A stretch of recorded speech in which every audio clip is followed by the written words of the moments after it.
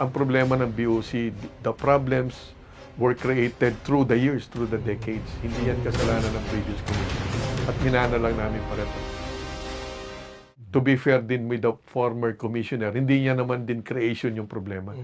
Ang problema ng BOC, the problems were created through the years, through the decades. Hindi yan kasalanan ng previous commissioner.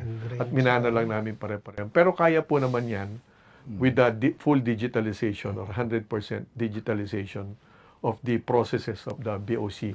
Yun nga po yung pangalawa commission. Digitalization. Digitalization. Because that's the only solution, ultimate solution to really pursue good governance. Alam nyo, kahit sermon tayo ng sermon, araw-araw about integrity, honesty, services being done well, kailangan talaga ng digital infrastructure.